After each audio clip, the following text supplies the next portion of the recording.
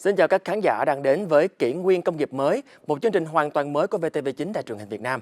Lần đầu tiên trên sóng truyền hình quốc gia, một chương trình tin tức chuyên biệt về khu công nghiệp và hệ sinh thái sản xuất Việt Nam, nơi chính quyền, doanh nghiệp, nhà đầu tư và người lao động được kết nối trong một dòng chảy thông tin thống nhất. Chương trình sẽ được phát sóng vào lúc 20 giờ từ thứ Hai tới thứ Sáu hàng tuần. Và trong số đầu tiên ngày hôm nay, đừng bỏ lỡ các cập nhật quan trọng sau đây. Thủ tướng Chính phủ yêu cầu cần ban hành các hướng dẫn chi tiết hỗ trợ kinh tế tư nhân, bảo đảm chính sách sớm đi vào thực tiễn. Việt Nam đặt mục tiêu đào tạo 100.000 kỹ sư bán dẫn, hướng tới trở thành trung tâm cung cấp nhân lực chip cho khu vực và thế giới. Những biến chuyển lớn về chất lượng dòng vốn đầu tư và những tác động sâu sắc đến tư duy phát triển của các khu công nghiệp Việt Nam. Kinh tế tư nhân hiện đóng góp quan trọng vào tăng trưởng, tạo việc làm và thúc đẩy đổi mới sáng tạo của nền kinh tế. Việc hoàn thiện cơ chế chính sách để khu vực này phát huy tối đa tiềm năng đang được Chính phủ đặc biệt quan tâm. Thủ tướng Phạm Minh Chính chỉ đạo các bộ ngành phải ban hành đầy đủ hướng dẫn thực hiện chính sách hỗ trợ kinh tế tư nhân trong quý 1 năm 2026. Trọng tâm bao gồm đất đai, mặt bằng sản xuất, lãi suất, công nghệ chuyển đổi số, đào tạo lãnh đạo, hỗ trợ pháp lý và mở rộng thị trường quốc tế. Động thái này nhằm nhanh chóng đưa nghị quyết 68 vào thực tiễn, tháo gỡ điểm nghẽn, tăng sức cạnh tranh cho khu vực kinh tế tư nhân và khẳng định kinh tế tư nhân là động lực quan trọng của tăng trưởng kinh tế quốc gia. Từ hôm nay ngày 1 tháng 1 năm 2026, chính sách cho vay hỗ trợ tạo việc làm theo Nghị định 338 của Chính phủ chính thức có hiệu lực, mở thêm cơ hội vốn cho người lao động và các doanh nghiệp. Theo nghị định mới, cơ sở sản xuất kinh doanh được vay tối đa 10 tỷ đồng nhưng không quá 200 triệu đồng cho mỗi lao động được tạo việc làm, duy trì, mở rộng việc làm. Người lao động có nhu cầu vay trực tiếp cũng có thể vay tối đa 200 triệu đồng. Mức vay và thời hạn tối đa 120 tháng sẽ do Ngân hàng Chính sách Xã hội xem xét, thỏa thuận dựa trên khả năng trả nợ và nguồn vốn hiện có. Năm 2025, Việt Nam vươn lên vị trí mới trên bản đồ công nghệ toàn cầu khi được nhiều tập đoàn lớn chọn làm cứ điểm nghiên cứu và đổi mới sáng tạo. Như Nvidia đã dự kiến đầu tư khoảng từ 4 tới 4,5 tỷ đô la Mỹ cho trung tâm R&D AI. SpaceX triển khai Starlink với 1,4 tới 1,5 tỷ đô la Mỹ và cùng với Meta, Google và các tập đoàn như Samsung, Intel, Foxconn, Apple, Việt Nam đang khẳng định vai trò ngày càng quan trọng trong chuỗi giá trị công nghệ toàn cầu. Và để đón đầu xu hướng này, thì Việt Nam đặt mục tiêu đào tạo nguồn nhân lực bán dẫn quy mô lớn, phục vụ cả thị trường khu vực và toàn cầu. Trong đề án phát triển nguồn nhân lực ngành bán dẫn do Bộ Khoa học và Công nghệ công bố, chỉ tiêu đào tạo được nâng từ 50.000 lên 100.000 kỹ sư, gắn với xây dựng hệ sinh thái bán dẫn gồm trung tâm R&D tại thành phố Hồ Chí Minh, sản xuất tại khu vực Bình Dương cũ và logistics tại Bà Rịa Vũng Tàu cũ. Việt Nam cam kết hỗ trợ hạ tầng, bảo đảm nguồn điện ổn định, thu hút chuyên gia quốc tế, từng bước trở thành trung tâm nhân lực và thiết kế chip cho thị trường toàn cầu. Việc ứng dụng robot công nghiệp giúp cho doanh nghiệp tiết kiệm từ 40 cho tới 70% chi phí nhân công và giảm tỷ lệ lỗi sản phẩm xuống khoảng 1%. Quá trình này đang tạo bước ngoặt cho sản xuất thông minh tại Việt Nam. Thời gian qua, robot tích hợp công nghệ trí tuệ nhân tạo và thị giác máy đã được triển khai rộng rãi tại nhiều nhà máy, từ doanh nghiệp FDI đến doanh nghiệp nhỏ và vừa, góp phần nâng cao năng suất và an toàn lao động. Xu hướng tự động hóa cũng lan sang logistics và thương mại điện tử. Tuy nhiên, quá trình này vẫn gặp thách thức về công nghệ lõi, chi phí đầu tư ban đầu và nhân lực chất lượng cao, đòi hỏi chiến lược quốc gia và sự phối hợp giữa nhà nước, doanh nghiệp và giới nghiên cứu.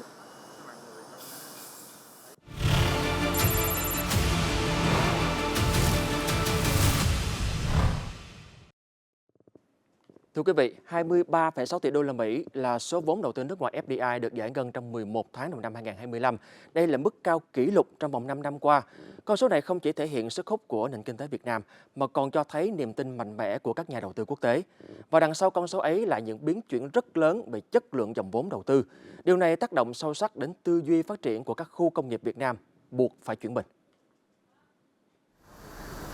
Sau 29 năm hoạt động tại khu chế xuất Tân Thuận, mới đây doanh nghiệp Nhật Bản này tiếp tục đầu tư thêm nhà máy mới tại Việt Nam, đưa tổng vốn đầu tư lên 53 triệu đô la Mỹ.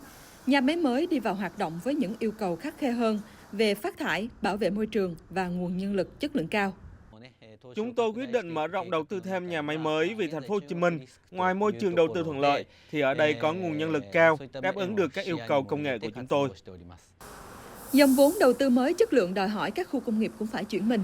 Như tại khu công nghiệp Hiệp Phước, đơn vị này cũng đang trong lộ trình chuyển dịch sang mô hình sinh thái khuyến khích các doanh nghiệp tham gia chuỗi cộng sinh, ứng dụng công nghệ mới, từng bước tiếp cận mô hình kinh tế tuần hoàn. Chúng tôi tập trung thu hút các dự án có cái công nghệ mới, thân thiện với môi trường, có cái giá trị gia tăng cao theo đúng định hướng phát triển. Thì để chủ động được cái việc đó thì chúng tôi chủ động thực hiện xúc tiến đầu tư, phối hợp với các cơ quan quản lý nhà nước. Nhìn vào cơ cấu đầu tư, các lĩnh vực tạo giá trị gia tăng thực tế như công nghiệp chế biến chế tạo chiếm tới gần 83% tổng vốn thực hiện. Ngoài ra, sự xuất hiện của Thụy Điển trong top 5 quốc gia đầu tư vào Việt Nam với 1 tỷ đô la Mỹ vốn đăng ký cấp mới cho thấy làn sóng đầu tư chất lượng cao đang dần hiện thực hóa tại Việt Nam.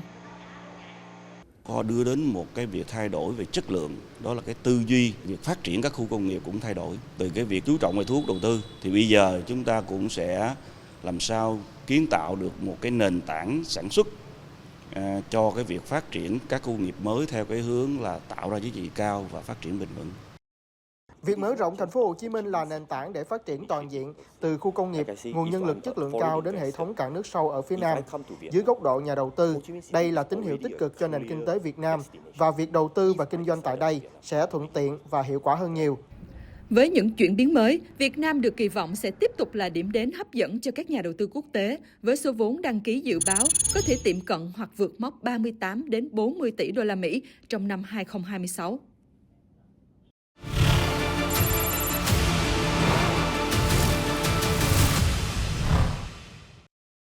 Thưa quý vị, có thể thấy rằng nền công nghiệp và hệ sinh thái sản xuất của Việt Nam hiện đang bước vào một kỷ nguyên mới, nơi dòng vốn FDI không chỉ tăng về số lượng mà còn nâng cấp mạnh mẽ về chất.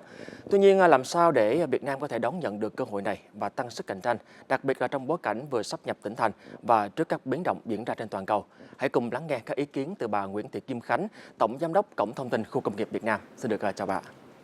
Dạ, xin chào Vĩnh Trọng và xin chào quý vị khán giả của chương trình Kỷ nguyên công nghiệp mới. Đến thời điểm hiện tại khi bước vào kỷ nguyên mới thì không chỉ Việt Nam mà cả thế giới đang bước vào một cái công cuộc chuyển đổi với tốc độ và sự đồng bộ rất là cao. Và như vậy những cái khó khăn và thách thức của Việt Nam cũng nằm ở câu chuyện tốc độ và sự đồng bộ, để chúng ta làm sao vừa phải đi nhanh, chuyển đổi nhanh, bắt kịp với xu hướng của thế giới, của toàn thế giới, và đồng thời cũng phải đồng bộ được trong điều kiện của Việt Nam. Dạ. Vậy thì để tiếp tục trở thành điểm đến đầu tư cạnh tranh với các quốc gia trong khu vực thì theo bà, Việt Nam cần phải có những cái hành động gì ngay từ bây giờ? Thứ nhất đó là chúng ta sẽ chú trọng đến công tác quy hoạch, quy hoạch lại không gian phát triển mới, đặc biệt là sau khi sát nhập. Và việc thứ hai, tôi cho rằng là chúng ta có thể ngay lập tức đẩy mạnh cái công tác xúc tiến đầu tư, tức là chúng ta nói cho thế giới biết cái thực trạng của Việt Nam và cái tiềm năng và cái lợi thế của Việt Nam thông qua những cái sự kiện có thể thu hút được thế giới, các nhà đầu tư về với Việt Nam. Ngoài ra cái việc thứ ba mà tôi nghĩ đó là chúng ta cần phải đẩy mạnh công tác chuyển đổi số và minh bạch hóa được thông tin. Khi mà chúng ta minh bạch hóa được thông tin thì hiểu rằng là các nhà đầu tư sẽ an tâm. Dạ. Thưa quý vị, hôm nay là số phát sóng đầu tiên của bản tin Kỷ nguyên công nghiệp mới và bà Kim Khánh cũng là khách mời đầu tiên của chương trình.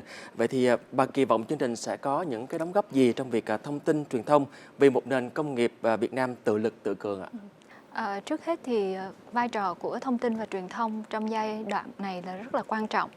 Bởi vì các cái chương trình truyền hình như là chương trình Kỷ nguyên công nghiệp mới sẽ là một cái kênh truyền thông chính thống với những cái bức tranh toàn cảnh về sự phát triển của các khu công nghiệp và hệ sinh thái sản xuất, thì từ đó sẽ trở thành một nguồn thông tin quý giá cho các cái nhà đầu tư.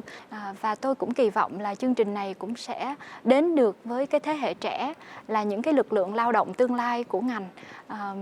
Họ sẽ yêu thích hoạt động sản xuất nhiều hơn và quan tâm đến hoạt động sản xuất nhiều hơn để sẵn sàng tham gia vào công cuộc lao động và đóng góp và cống hiến cho sự phát triển của ngành. Xin được cảm ơn những chia sẻ của bà. Thưa quý vị, năm 2026 được xem là thời điểm bản lề, không chỉ mở ra một giai đoạn phát triển mới mà còn đánh dấu thời kỳ Việt Nam bước vào kỷ nguyên tăng trưởng với những nền tảng đã được chuẩn bị suốt nhiều năm qua. Những phân tích và chia sẻ vừa rồi cũng đã kết thúc bản tin Kỷ nguyên công nghiệp mới số đầu tiên. Và xin chào, hẹn gặp lại tất cả quý vị vào lúc 20 giờ từ thứ Hai đến thứ Sáu hàng tuần trên kênh VTV9 và các nền tảng số của Đài Truyền hình Việt Nam.